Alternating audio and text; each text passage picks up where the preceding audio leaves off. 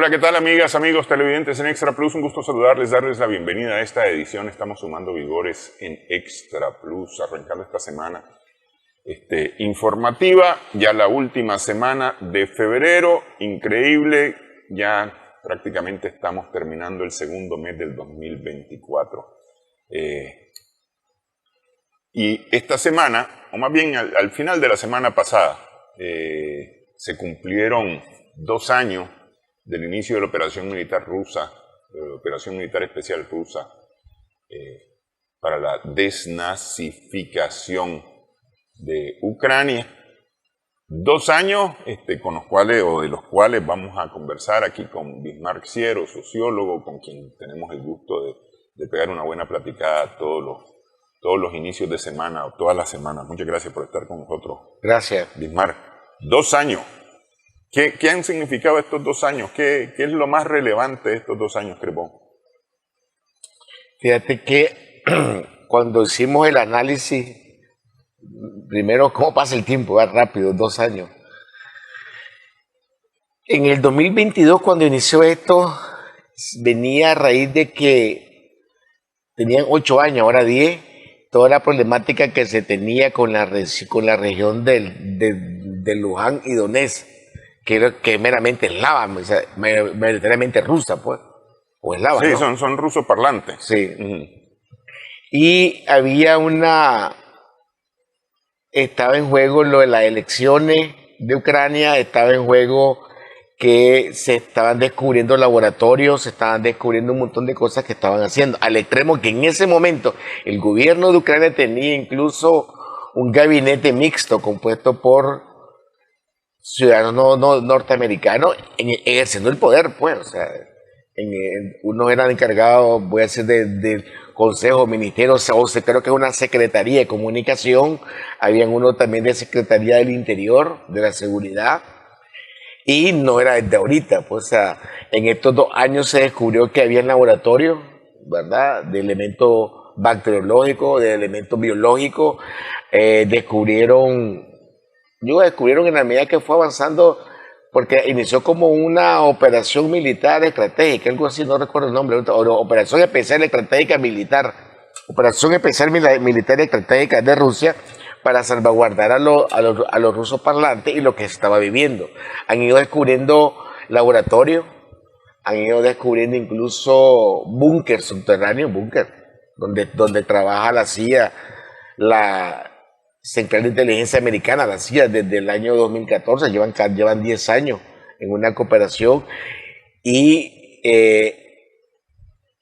además no logré terminar de contabilizar, el fin de semana hubieron 600, creo que 500 o 600 sanciones más contra Rusia, ¿verdad? A raíz de eso, por todo suman varios miles de sanciones. Varios miles de sanciones. Va por los 5.000 sanciones. Incluso hay sanciones específicas, que si viene un producto ruso envasado en un color blanco y todo, no está, ahí hay sanciones tan locas, pues, específicas a productos específicos. El congelamiento de una buena cantidad de miles de dólares rusos que está en cuentas de Reino Unido. O sea, haciendo como un resumen de lo que pasa en 2 años, o sea, más de 5.000 sanciones, descubrir todo lo que tenía Ucrania, la autoridad ucraniana, que la siguen teniendo en contubernio, en alianza con la Central de Inteligencia Americana, el apoyo que no es cierto, que de estos 2 últimos años tiene más de una década que han sido suministrados por armas. Y la Europa y Occidente como cómplices, complacientes, casi como un suicidio, dando más plata para el conflicto con Ucrania y no teniendo plata para sus sectores productivos. Alemania creo que es la que pierde más de toda Europa, además de lo del gasoducto, además de lo de los fertilizantes y lo que tiene que ver con la energía. Aquí lo dijimos hace 2 años cuando inició esto, que tiene una guerra por la energética, por los recursos energéticos por un lado, y la alimentación, y por otro lado son la danza de miles de millones de dólares de la industria armamentista. ¿No? O sea, aquí no el pleito no es contra Rusia, aquí el pleito no es contra China, aquí el pleito no es contra el Medio Oriente, aquí es la industria militar armamentista que se ha metido más de 400.000 millones de dólares en todo este periodo. Mira, tal vez hay que rebobinar un poquito el cassette para hacer alguna memoria.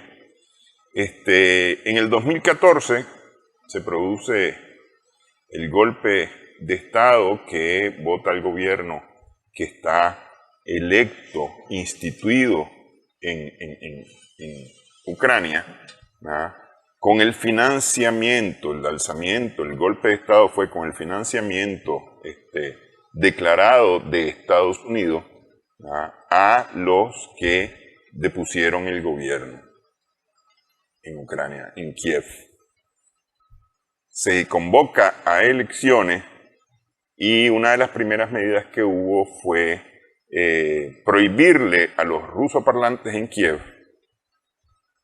no solamente hablar en ruso, sino también poder acceder a fondos del Estado, ¿verdad?, para el desarrollo de las comunidades. Entiéndase que esto es en el borde este de Ucrania, las regiones que hoy conocemos como Luhansk y Donetsk, pero además Crimea lleva a cabo, la península de Crimea lleva a cabo un referéndum ese mismo año, en el 2014, y el referéndum opta por separarse de Ucrania y volver a ser territorio ruso. Más o menos acciones similares tuvieron en Donetsk y Luhansk, ¿verdad?, al grado que piden, es decir, rechazan pues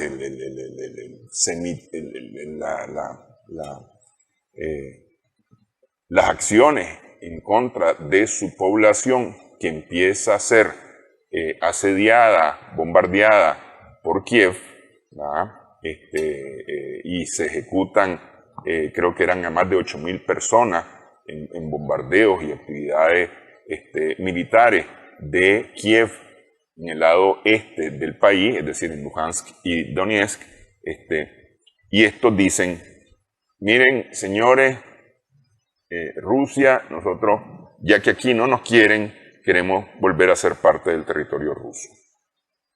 Entonces, el 21 de febrero, si no me equivoco, del año 2022, o fue el mismo día 22, el presidente Putin anuncia que reconocen como territorios rusos a Luhansk y a Donetsk a la petición que estos territorios han hecho, hacen el reconocimiento y por lo tanto empieza una operación militar especial para proteger los territorios rusos de Luhansk y Donetsk, ¿verdad?, que es lo que ocurre a partir del día 22 de febrero del año 2022. ¿Verdad? Ya me recordaba hoy la fecha Bismarck, porque yo estaba con la idea que era el día 26, pero es el día 22 de febrero del año 2022. Ese día empieza la operación militar especial rusa y empiezan varias cosas. ¿Qué es lo que ha ocurrido desde entonces? Prácticamente la parte este de Ucrania, kilómetros más, kilómetros menos, está siendo controlada por tropas rusas y por Rusia en lo general. La más reciente es la Avdiivka, la ciudad de Avdiivka, que es una ciudad que está muy cerca del borde fronterizo de la región de Donetsk, pero que está muy por detrás, es decir, muy hacia el este de Yarkov, de Azovstal, aquel puerto metalúrgico que fue noticia muy importante prácticamente hacia el primer aniversario de la guerra, y han avanzado un poco más las tropas. Esa es más o menos la situación hoy en día. Hay analistas que dicen la mitad del territorio ucraniano está en manos de tropas rusas, pero viendo el mapa me parece que no es tan así. Sí, la parte este de Ucrania, un poco hacia el norte, es decir, donde hace frontera con Rusia, Ucrania, esa parte sí está bajo control militar ruso. La famosa ofensiva que empezó en junio del año pasado, la famosa ofensiva ucraniana, no ha dado los resultados que Occidente y Ucrania misma esperaban, porque no ha logrado ser lo exitoso que se había anunciado que iba a ser esa ofensiva. Por el contrario, Ucrania ha continuado perdiendo territorio. Al llegar al aniversario, el segundo aniversario, en Kiev estuvieron presentes varios dignatarios, entre ellos la señora von der Leyen, que es la presidenta de la Comisión Europea, llegó a Kiev a manifestarle su apoyo al presidente Zelensky, y en París se realizó una conferencia internacional en la que participaron varios líderes europeos, por supuesto el presidente Macron y además el presidente español Pedro Sánchez, ¿no? Y se discutió qué es lo que va a ocurrir.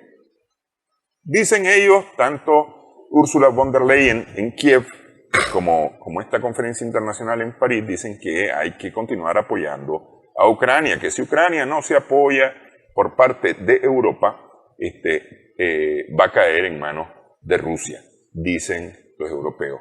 Y el señor Josep Borrell, que es el canciller de la Unión Europea, advirtió en esta conferencia que Rusia además está preparando, fue el propio Macron, no, me parece que fue el presidente Macron, que Rusia se está preparando además para una guerra contra Europa, para tomarse Europa. No sé, me parece que eso es muy uy, ahí viene el lobo, me parece.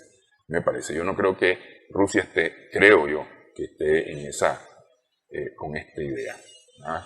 Pero te preguntaba yo, ¿qué creerías vos que es lo más relevante de estos 2 años? Porque a mí me parece que hay varias cosas. Está, Bismarck, el aceleramiento de las definiciones de un mundo multipolar.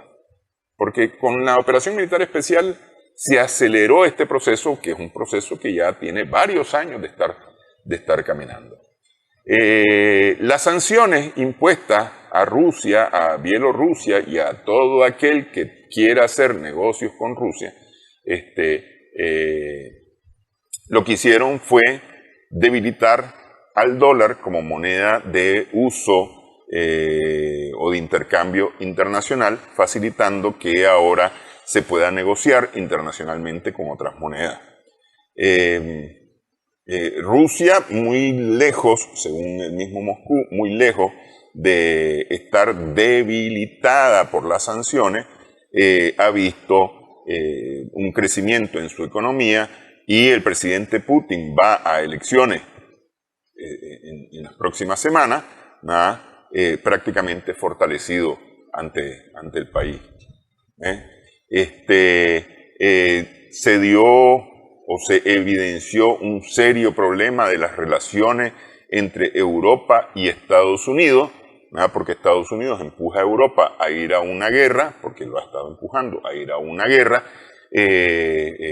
como sucede en los colegios, ¿no? Que se empuja a uno para que se pelee con el otro, pero yo no tengo nada que ver con ese pleito, más o menos en esa situación y en esa circunstancia, porque está empujada al pleito Europa, pero no tiene respaldo de Estados Unidos en el sentido que, por ejemplo, al producirse las sanciones en materia energética, especialmente en gas y petróleo, y además de los atentados en contra del gasoducto conocido como Nord Stream en su versión 1 y en su versión 2, ha padecido Europa no poder comprar gas y petróleo de Rusia directamente, sino que ha tenido que ocupar intermediarios, ocupar hasta el tercer, el cuarto vendedor, para comprar petróleo ruso, gas ruso bastante más caro, que resulta inclusive un poco más barato que comprar el gas que Estados Unidos dice querer venderle. El mismo Estados Unidos está comprando gas y petróleo ruso ante las necesidades que tiene, pese a las sanciones que existen. Entonces, Esas me parecen a mí, Bismarck, entre otras cosas, lo más relevante, pues porque sí, efectivamente está la guerra, están las batallas, están los combates, están las tomas de territorios, pero el impacto me parece que va un tanto por ahí. Si querés hacemos pausa y hablamos un poco sobre esto al regresar.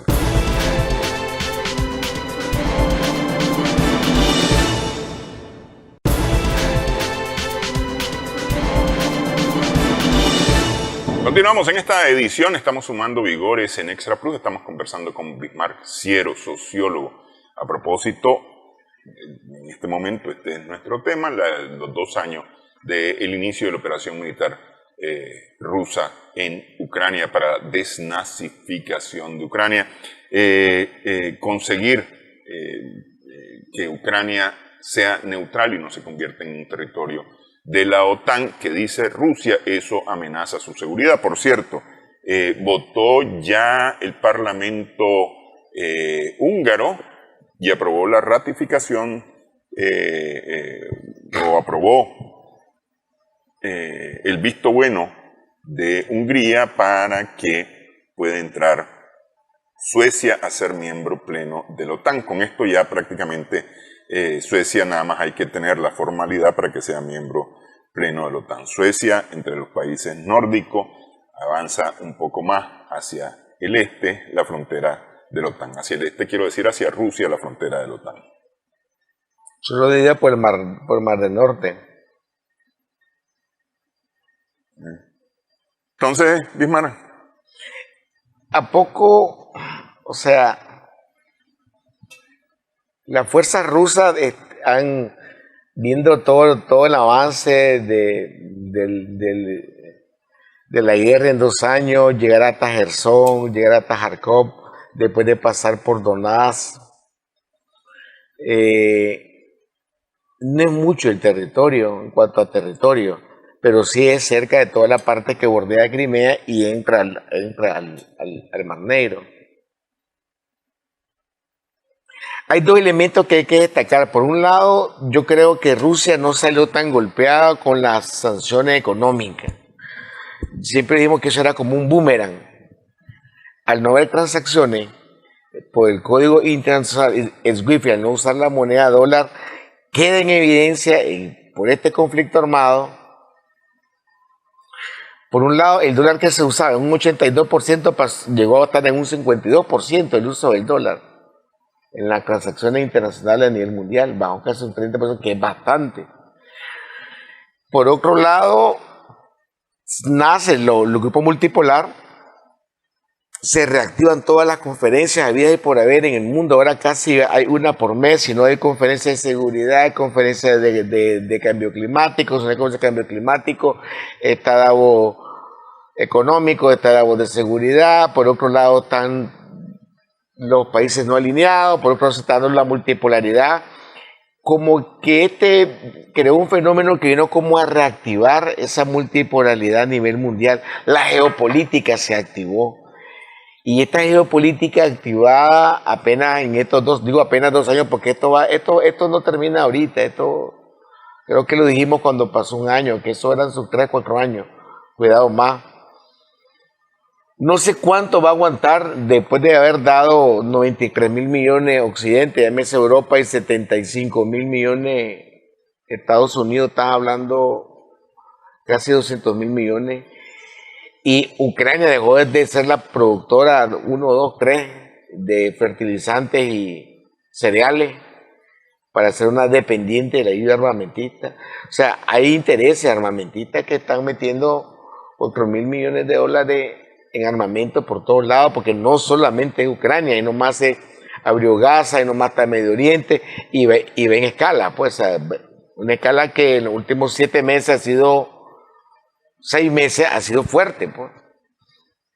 2 años Ucrania, ya va a cumplir 5 meses la próxima semana Gaza, los hutíes ya van por 2 meses y medio, ¿verdad? En el Mar Rojo. Si costaba que pasaran cereales, gas y fertilizantes entre Hungría es arriba, ¿no?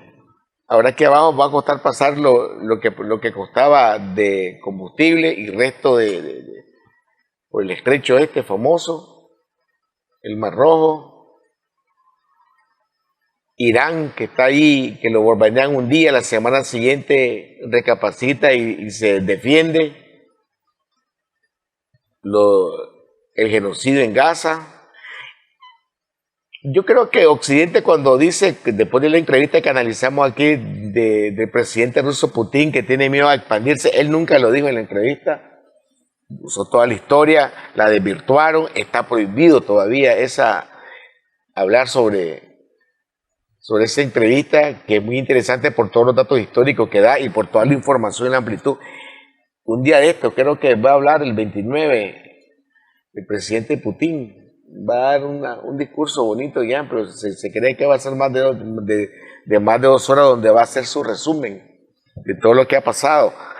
Incluso habla sobre los BRICS y llega un momento dado que hace un anuncio sobre ello.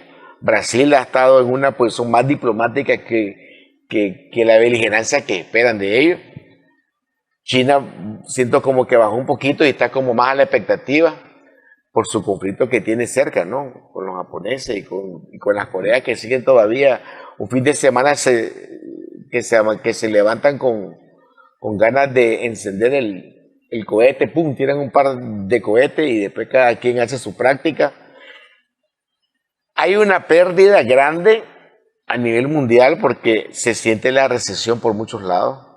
Aquí hemos analizado la parte que tiene que ver de la consolidación de las monedas locales de acuerdo a la producción de cada una de las economías locales, porque el encarecimiento de los fertilizantes, del combustible y los cereales que va para todo el mundo puede provocar en su momento se habló de una hambruna casi de 1/3 de la población, lo dijo el PMA hace un año. Sin embargo, muchos países que se enlistaron, como Nicaragua, que estamos enlistados en el BRIC, no lo he visto tan abrumador de esa manera, pues, como se esperaba. Sí se siente, pues, pero no tan abrumador como lo tiene. Europa no pasan las noticias, hay parte de este conflicto armado de la desinformación, y todos los días hay marchas de algún sector, si no es de transporte, es de productores, incluso hasta los medios de comunicación están saliendo que no les están abriendo los canales, no les están abriendo las plataformas para salir en los satélites. Hay una restricción para desenmascarar, para decir la verdad sobre la desinformación, y es fuerte, o sea, no es suave, es bien fuerte. En Alemania están pasando, hay cierres de escuelas incluso, universidades que no se conocen por este lado, pero se están dando, hay recortes grandes en educación y en salud muy, muy fuerte. Algo que podría parecer en el pleno siglo XXI, podría parecer una soberana mentira. Aquí, sin querer comparar, solamente decir un dato: si te vas a un hospital público, lo más que tardas son 30, 40 días para que te hagan un ultrasonido, un examen especializado, y si vas de emergencia te lo hacen. En Alemania son 6 meses ahorita. Y pasar primero 3 especialistas para que llegue al examen. En una atención de salud, cuando estás hablando que son, o sea, la Europa, además de envejecida, sobrevalorada, supervalorada. Recordemos que no solo es el conflicto de Ucrania que estamos analizando. Recordemos que en el último año, o cuidado un poquito más, toda la África subsahariana, los 14 países que están ahí, aquí lo hemos analizado, Burkina Faso, para empezar, toda esa parte ahí han ido en ascenso. Nigeria, otro, han ido entrando, han expulsado a los franceses, han expulsado a los portugueses, han expulsado a los británicos, a los de Reino Unido. No la están llevando suave los europeos ahorita, o sea, no están llevando suave, y se están dejando arrastrar por Estados Unidos. Yo por eso siento, cuando pegan esos gritos de sirena, o el miedo, uy, uy, uy, vienen los rusos, más que vienen los rusos, es lo que les está pasando adentro. Europa puede tener, o sea, el querer provocar una guerra, voy a decir OTAN, ya directamente, no lo que es OTAN, extendiendo la frontera para decir, me tocaste a OTAN, y tener o sea, Estados Unidos con la OTAN tiene preparado un plan, me parece, más que un plan, está dirigido de esa manera para que al menor provocación de Rusia, hacer un escenario de guerra. Le interesa un escenario de guerra. ¿Por qué le interesa un escenario de guerra? Igualito el mismo plan hicieron en Palestina. Cuando Netanyahu tenía los grandes clavos a nivel interno y llamó a una coalición, empezaron a atacar al más débil, a los palestinos. Y ahí se armó el primero, hablaron de Hamas, después los cohetes, ya analizamos lo de las armas que aparecieron ahí, y lo otro, pero fue en el momento que iba en caída y en picada, y que ya era ya el segundo gobierno en que mi modo agarrarlo como pasó en España, que agarró pero no fue el que agarró más votos. Igualmente la está viviendo toda Europa. Entonces necesita una justificación la OTAN para decir que hay una guerra con Rusia, para poder calmar todo lo que les está pasando adentro. Diario hay marcha, diario tienen problemas. El problema es que no sale esa información fuera de Occidente. Y esos 24 países van a terminar en una olla de presión que ya está lista. Pues ahí un fosforito se llamaba. Pero ¿vos crees que quiere realmente involucrarse la OTAN en un conflicto armado con Rusia si más bien Stoltenberg, que es el secretario general de la OTAN, los alemanes, los franceses, España misma, lo que han dicho es que deben evitarse o debe evitarse el conflicto directo con Rusia, pues, porque ese es el asunto. ¿Qué es lo que ha pasado? Que Ucrania no es miembro de la OTAN, es protegido de Estados Unidos, pero no es miembro de la OTAN. Y ya les dijeron a los europeos que van a entrar cuando se acabe la guerra. Sí. Pero están aceptando a Suecia, porque de alguna manera van a haber provocaciones en el Mar del Norte. Mira, cuando Occidente y Estados Unidos dicen una cosa, cuando ellos dicen malo, yo busco el sustantivo contrario.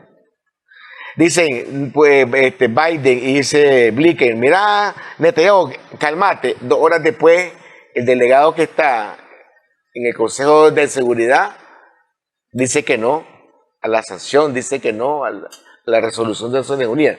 Entonces, o sea, por un lado me manda a decir, oye, cálmate, y donde tenés que decirlo, con toda no, vamos, vetás y te pones en contra. Entonces, no es creíble, pues. No es creíble, pues todo eso. Si vos mirás escenarios previos al 22 de febrero, incluso un día antes, Putin lo dijo, que se calmaran, que no sé cuánto, que venía igual, venía todo, y al día siguiente estaban en el conflicto. Eso sí, yo me acuerdo, ahorita se me viene a la mente que fue para esta época, creo en el 2010, 2011, quiero acordarme bien si fue el 2011, cuando Libia y la primavera, y en ese lugar, la primavera árabe, que se llamó, un día antes estaba saliendo de un avión, Muammar Gaddafi, de Francia, abrazado con el presidente de Francia. El día siguiente lo andaban buscando para asesinarlo. Y habían firmado y todo. Sí, no, es que yo estoy de acuerdo con vos en que la verdad es que son declaraciones mentirosas, declaraciones que buscan cómo tapar las cosas. La misma negociación que hubo después del Maidán, es decir, de las manifestaciones del Maidán que terminan votando al gobierno de Kiev en el 2014, empieza una negociación entre Europa, Estados Unidos y Rusia justamente para evitar que el conflicto escale.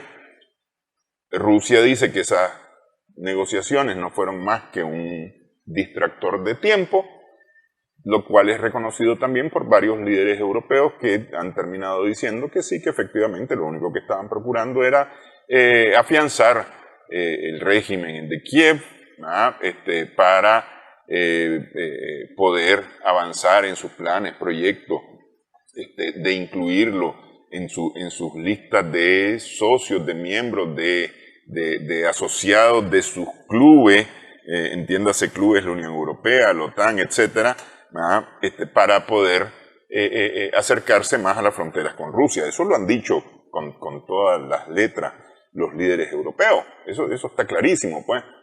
Incluso las negociaciones hace poco menos de 2 años que empiezan y que ya habían logrado un avance importante para resolver la situación en Ucrania, es Estados Unidos e Inglaterra los que le dicen a Ucrania, bueno, ya lograste que los rusos retiraran tropas de un lado, que aceptaran ciertas condiciones, ahora vos les decís que no vas a negociar nada, que no tenés nada que negociar, al grado que hoy hay una ley que prohíbe negociar con Rusia ningún tipo de acuerdo, lo cual entorpece total y absolutamente cualquier intento que haya de encontrar por la vía negociada una solución en Ucrania. Y eso estaba caminando con el apoyo de Turquía o con la mediación de Turquía. Te acuerdas que Turquía se metió de lleno y de cabeza en este tema, no porque fuera buena gente, sino porque esto resultaba en réditos importantes para Recuerda que Erdogan. Turquía es el que está haciendo con Erdogan sus elecciones, que ganó, y además es el mercado que pasa por ahí todo. Ahí está la negociación de los granos, etcétera, etcétera. Pues.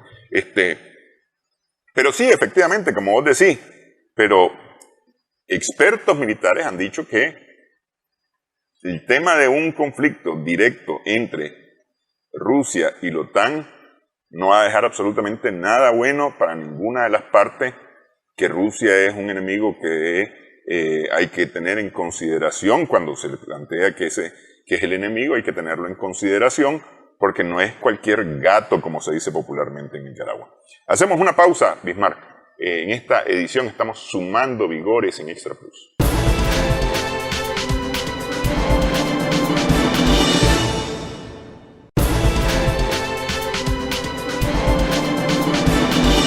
Continuamos en esta edición, estamos sumando vigores en Extra Plus. Mencionaba Bismarck que junto con el conflicto de Ucrania, pues hay otros que se han venido desarrollando. Los intentos de desestabilizar el oriente del planeta con ejercicios militares, con entrega de armas, apoyo a los candidatos para que ganen elecciones en Taiwán, para enfrentarse con China y crear un conflicto China, República Popular de China y Taiwán, allá en el oriente, como parte de la estrategia para el debilitamiento de China. Está el conflicto que se aviva en la península coreana y con Japón también, que ahí me parece que el liderazgo de Corea del Norte es como el niño que llora, ¿no? Y la China que lo pellizca de alguna manera. Y está, por supuesto, África, todo lo que ha venido sucediendo en África, con los movimientos independentistas anticoloniales africanos que prácticamente están expulsando de sus territorios a los remanentes de las colonias europeas, y evidentemente está el tema de Gaza.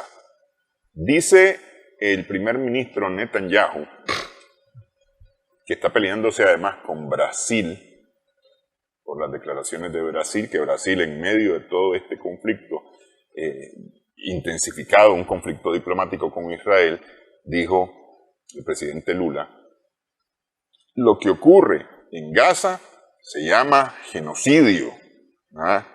Es decir, ya está planteado el problema entre Brasil e Israel, y el presidente Lula lo dice con todas las letras. Lo que ocurre en Gaza es un genocidio de 30.000 personas, creo que son las que van en estos 144 días, 145 días de conflicto desde el 7 de octubre. La Corte Internacional de Justicia está trabajando 2 temas referentes a esa región. Por un lado, una resolución que pidió Naciones Unidas para determinar la legalidad de la ocupación de territorios por parte de Israel, que es una solicitud hecha hace 4 años, 5 años, y por el otro lado la denuncia de Sudáfrica del genocidio que dice Sudáfrica comete Israel en este momento en Gaza. Decimos cerca de 30.000 personas muertas en los bombardeos y ataques de Israel en el territorio de Gaza y en la Cisjordania al norte de Israel. Pero estaba anunciando el primer ministro Netanyahu que va a iniciar una serie de ataques en contra del punto conocido como Rafah, que es fronterizo entre Egipto y la Franja de Gaza, porque dice que por ahí está entrando ayuda humanitaria para Gaza, está entrando agua, está entrando medicamentos, están entrando médicos, están entrando alimentos para la población en Gaza, pero también dice que ese es el lugar en que los efectivos de Hamas están moviéndose hacia Egipto y refugiándose en Egipto. Es decir, de una u otra manera está intentando el primer ministro israelí involucrar también a Egipto, ya no solamente a Líbano, ya no solamente a Jordania en este conflicto, sino también a Egipto. Es decir, una internacionalización de este conflicto ante la vista y paciencia de los Estados Unidos, que, como bien dijiste, Bismarck, ha vetado cualquier intento de resolución en Naciones Unidas y en el Consejo de Seguridad de Naciones Unidas que esté destinado a detener la masacre de palestinos en Gaza en este momento. Gaza va a cumplir 5 meses la próxima semana. 30.000 muertos, 70.000 heridos. 4 meses. A ver, 5 meses, sí, es cierto. Sí. Va a cumplir 5 meses. Le quedan 10 días, un poco menos. 30.000, 29.600, 30.000 muertos, 70.000 heridos, son 100.000. El último conteo era 1.4, 1.5 desplazados. Se hablaba hasta de 1.9 millones. Más los 100.000 entre heridos y muertos, que equivaldría al 5% de la población. Sin meter todos los desplazados, que equivale a otro alto porcentaje. Los desplazados es más de la mitad de la gente de Gaza está desplazada. Yo diría que prácticamente todo el mundo en Gaza está desplazado, porque yo no sé si alguien se ha quedado a recibir los bombardeos en su casa, pues. Porque hay desplazados internos dentro de Gaza, gente que del norte buscó refugio en el sur, hay gente que desde el norte y el sur de Gaza procuraron salir hacia Egipto y ocupar, es decir, entrar a campamentos de refugiados en el norte de Egipto, pero la verdad es que es difícilmente que alguien con ataques en el norte, ataques en el centro y ataques en el sur, bombardeos diarios, esté todavía en su casa. Mandaron un delegado Netanyahu mandó un delegado a la reunión que están negociando, pues. Está Estados Unidos, Qatar y Egipto.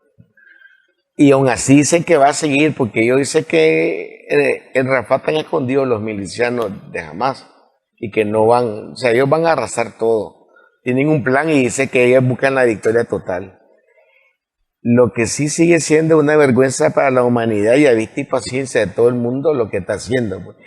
A veces, haciendo el análisis, a veces más allá de que si Netanyahu, que está al frente como primer ministro, la venta de armas, se aprovecha de todo lo que estaba. ¿Cómo alguien que era de una fracción logra el poder y logra hacer todo esto? O sea, solo con el beneplácito de Estados Unidos, nada más, la única manera. No hay un alto al fuego, ni lo veo tan cerca. Las imágenes siguen siendo dramáticas. Siguen siendo indescriptibles lo que se ve ahí. Continúa aumentando las cifras de muertos. Hoy lunes está en 29.680 y algo. según el ministro del Ministerio de Sanidad, Gazatí. Hay un montón de periodistas muertos, con toda mi familia.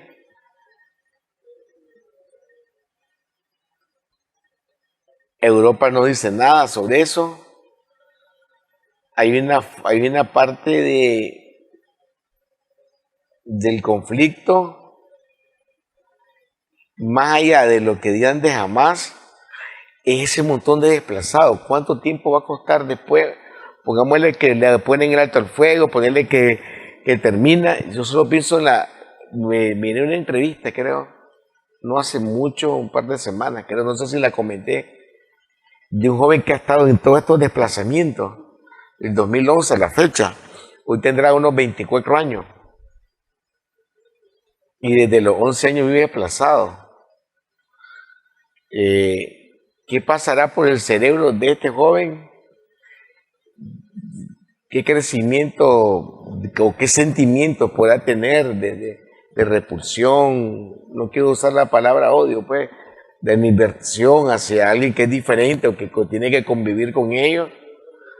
Hay pérdidas económicas grandes de muchos, incluso israelitas que no están de acuerdo con el conflicto, ni son partidarios tampoco de Benjamín Netanyahu, son de otra fracción, totalmente opositores y que no comulgan en nada.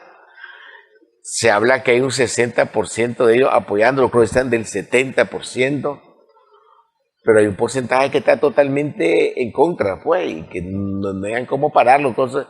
Yo incluso llegué a pensar que tal vez la única manera, ya estaba pensando como ellos, tal vez la única manera de parar a Netanyahu es eliminándolo a él, pues, o a los comandos militares, no sé, pues, porque las resoluciones han habido 3 y nada, incluso hasta la justicia y no ponen nada. Llega el Consejo de Seguridad y ahí son vetados por Estados Unidos, o sea, no hay. Incluso el secretario general de Naciones Unidas, Gutiérrez, dijo el jueves, creo que fue, o el miércoles o jueves, que había que reformar ese Consejo de Seguridad porque no servía para nada, pues, o sea, quedó y está quedando ante la historia de la humanidad como lo más inoperante de las Naciones Unidas y su Consejo de Seguridad como más que anacrónico, que aquí lo analizamos en septiembre pasado, no sé, nada, pues sin ninguna, nada, o sea, no hay una correlación con lo que se está viviendo en la realidad y para qué sirven todas estas organizaciones y todos estos escenarios. O sea, más que anacrónico, obsoleto, queda irresoluto, esa es la palabra, totalmente irresoluto, totalmente fuera de este contexto histórico que se está viviendo, más allá de la geopolítica, más allá de la parte multipolar, más allá de todos los esfuerzos que se vienen haciendo por diversos lados. Queda de manifiesto, queda al desnudo ese poder del veto hacia la guerra, hacia la destrucción, no hacia la paz. Deja, digo yo, al descubierto sin razón de ser, tanto las Naciones Unidas como el Consejo de Seguridad. Pues. Sí, que mientras las Naciones Unidas no sean resoluciones vinculantes, ahí tenés el ejemplo de cuántas resoluciones ha emitido Naciones Unidas, pronunciamientos, resoluciones en contra del bloqueo contra Cuba, abrumadoramente mayoritarias, es decir, con excepción de Israel y Estados Unidos, nada más, que han votado en contra, pero el resto de las naciones ha votado a favor de detener, eliminar, levantar ya el bloqueo contra Cuba, por las razones que se han expuesto en cada resolución, y eso continúa y continúa parte sin novedad, pues es decir, como eso no es vinculante, es decir, como eso no tiene carácter de exigencia, y aún teniendo carácter de exigencia, como es el fallo de la Corte Internacional de Justicia, países como Estados Unidos se lo pasan por el fundamento. Ahí está la resolución, la sentencia de la Corte Internacional de Justicia, 30 años. A favor de Nicaragua por los daños causados hasta en el año 84, por la guerra de Estados Unidos en Nicaragua, parte sin novedad. Parte sin novedad. Entonces, mientras eso continúe, no hay nada. no hay nada, no hay nada. Hagamos pausa, Bismarck, y hablemos de gente más cerca aquí. Un par de personajes interesantes. Donald Trump, que prácticamente pareciera ser ya el nominado, el ungido republicano para participar en las elecciones de noviembre en los Estados Unidos, y Milei, que estaba feliz de encontrarse con Donald Trump en los Estados Unidos. Regresamos en breve, hablamos sobre esto en Sumando Vigores.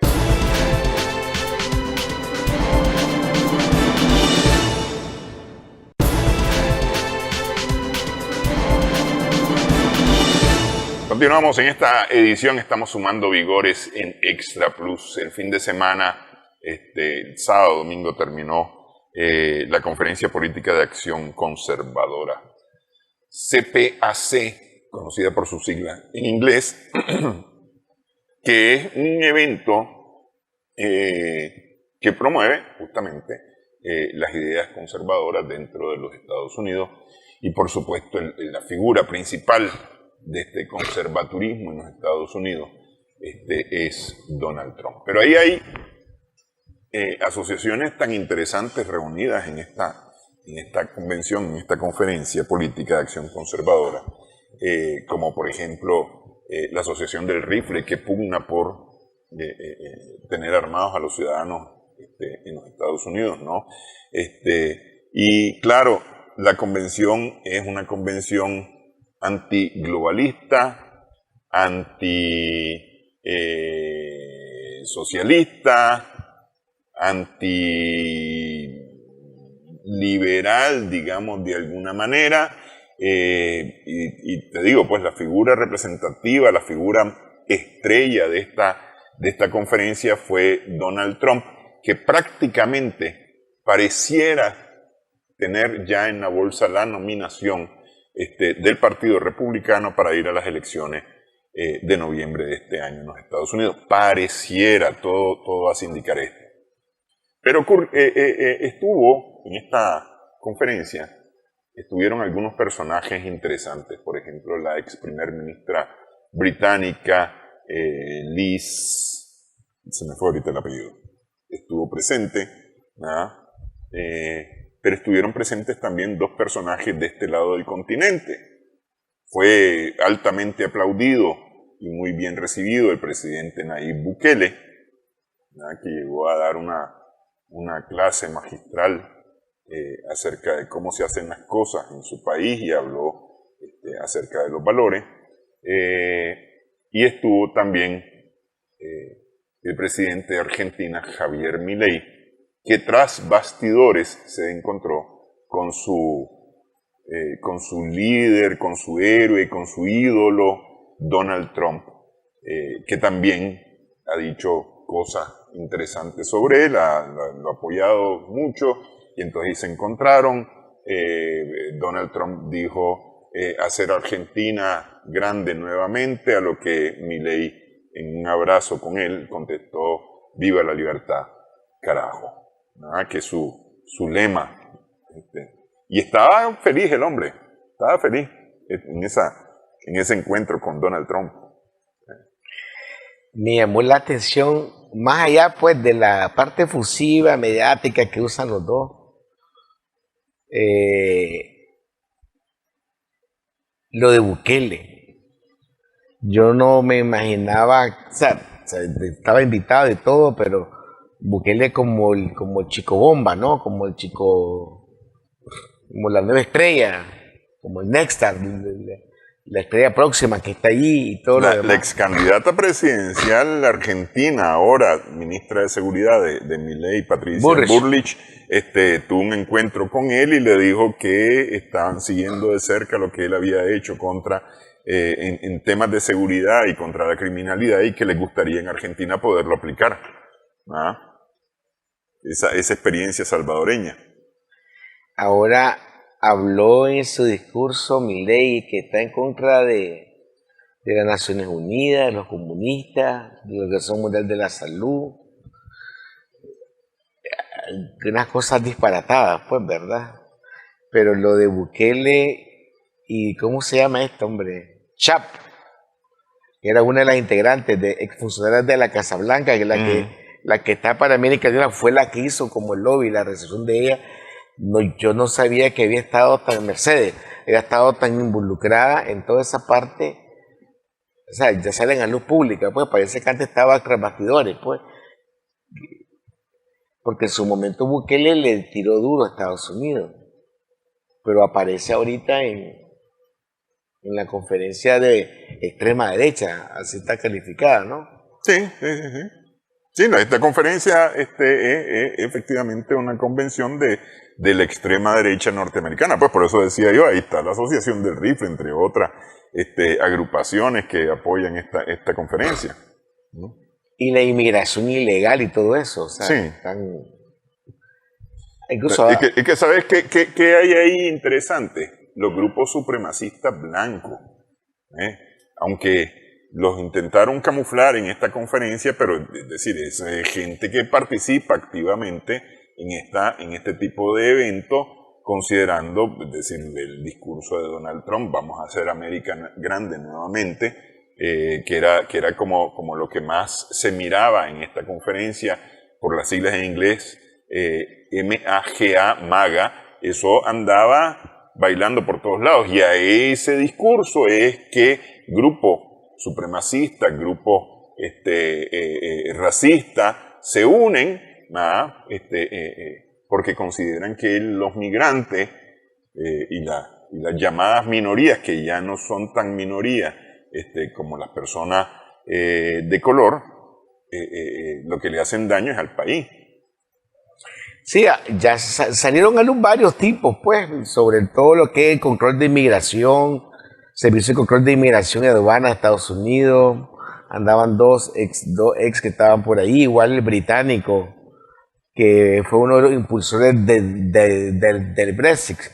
Cuando vos miras estos personajes, uno que o sea, promotor, impulsor del Brexit, el otro impulsor sobre la inmigración ilegal, son sociópatas. O sea, no hay otra definición que esa, son sociópatas. Más allá de había uno que habían delegado que no estuvo presente este año, pero sí, de alguna manera, que es normal la cacería de inmigrantes en la frontera y que no está penado ni nada, es normal, pues, o sea, eso es como un hobby, pues vamos a cazar patos, vamos a cazar inmigrantes este fin de semana, estamos estresados, agarramos nuestro cartucho y nuestra carabina y vamos a disparar. Lo del Brexit, ¿por qué tomo el tema del Brexit con Norton? Porque en Europa cuando se salen de la Unión Europea es una manera por la inmigración, pues, de que están viniendo a Reino Unido, ¿no? Pues, están viniendo muchos árabes, están viniendo muchos africanos, hay que hacer de un lado la supremacía blanca, pero también hay grupos como los antiabortos, o sea, hay una cosa ahí media rara todos son de extrema, pues. Sí, no, por ejemplo, una de las cosas que se declaró en esta conferencia fue el apoyo irrestricto a Israel, pues, y su derecho a exterminar a los palestinos, por ejemplo, pues. Pues sí, pero es que ahí donde voy yo, porque de alguna manera, o sea, a ver, soy salvadoreño, voy a ponerme el caso, soy salvadoreño. Bukele hasta donde sea de origen palestino, ¿no? Más bien libanés, me parece que, sí. De ascendencia libanesa, me parece que. Sí, pero de origen palestino. Y aparecer con los sionistas del mundo. 2 semanas atrás estaba despotricando contra Estados Unidos, que hasta te daba miedo ir a tu mansión de Miami que te puedan apresar y aparecer dando uno de los 3 discursos principales. No sé, yo eso lo veo hasta medio loco, pues, o sea, un nivel de hipocresía es la palabra. Más, antes decían que era diplomacia, pues un nivel de hipocresía brutal. Cada vez que Milei sale, por ejemplo, presidente de Argentina, es una hipocresía total. Sale con el Papa y lo despotricaba. Ahora sale con el otro y despotricaba. Bueno, pero una banda de... En el caso de Milei, pues, yo creo que él disfrutó mucho haber podido ir, haberse encontrado con Donald Trump, que como te digo, es su líder, su ídolo, porque fue él, es decir, Trump iba pasando y fue Milley el que lo llamó señor presidente, le gritó y entonces aquel lo vio, lo reconoció, lo saludó, lo abrazó. ¿Has escuchado el inglés de Milley? Pues no sé, no lo he escuchado, pero te voy a decir una cosa. Le habré entendido Trump que no le gustan los inmigrantes. Salió, pero una cosa es el inmigrante y otra cosa es el presidente, porque aquí no está hablando con un inmigrante, claro, está hablando con el presidente de Argentina, ¿no? Pero regresó Milley a Argentina y llegó a enfrentarse, es decir, porque lo que consiguió aquí fue como un reconocimiento de los sectores más conservadores de los Estados Unidos, ¿verdad? Pero regresa a Argentina y llega a encontrarse con una serie de problemas, un enfrentamiento con los gobernadores argentinos, la famosa ley Omnibus que no pasó finalmente y que él va a buscar cómo meterla por algún lado, ¿eh? Es decir, sale de aquel mundo de ilusión que ha tenido y va a caer en una realidad bien dura ahí en Argentina. Sí, es que yo lo veo como, además que no es santo de mi devoción, lo veo como un bufoncito, ¿me entiendes? Anda divirtiéndose. ¿Bufoncito o bujoncito?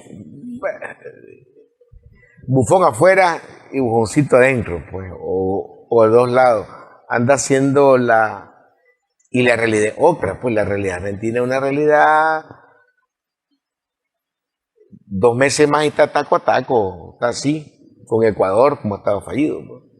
Bueno, pero ya la señora Burlich le dijo al señor Bukele, estamos viendo el ejemplo de usted, estamos viendo la situación, cómo han manejado ustedes el tema de seguridad y nos interesaría coger cábula.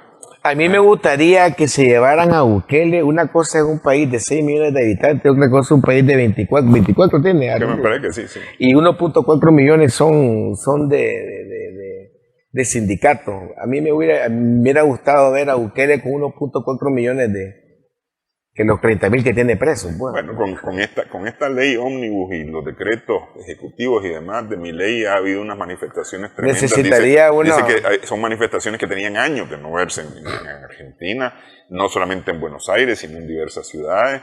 Es decir, como que ha logrado tocar a esos grupos sociales, sindicales, que salieron nuevamente a la calle, que eran muy activos y ya estaban adormilados y volvieron a salir a las calles.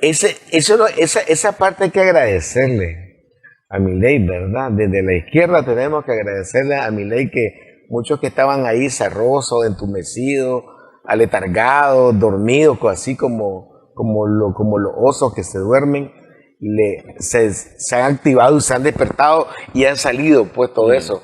Entonces, porque escuchaba de que, creo que el jueves 29, están algo así como 1.4 o 1.5 millones de argentinos van a salir en diversas provincias. Pues. Sí, es que las protestas continúan ahí en Argentina. Y el clavo que se metió ¿cómo se llaman? No es regidores, ¿cómo se llama? Con los gobernadores. Con los gobernadores. Pues yo te digo, llegó a meterse a un pleito con los gobernadores. Son 6 o 9 gobernaturas que van a estar en las calles este fin de semana que viene. Habrá que ver cómo se desarrollan las cosas. Y no nos quedó tiempo, pero en Ecuador está pasando feminicidios que son terribles, pues, entre las pandillas y entre las mismas gente, porque no dan información de dónde están los muchachos que andan siguiendo el ejército y está un estado fallido, pues, hay muertes, ¿me entiendes?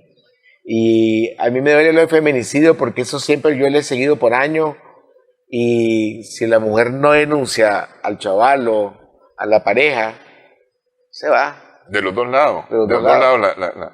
Bueno, Bismarck, desafortunadamente el tiempo nos vuela, estamos pasaditos de tiempo. Te agradezco mucho esta platicada. Gracias también a nuestras amigas, amigos televidentes por su sintonía. Ecuador para el próximo programa. Nos vemos en nuestra siguiente edición, Sumando Vigor.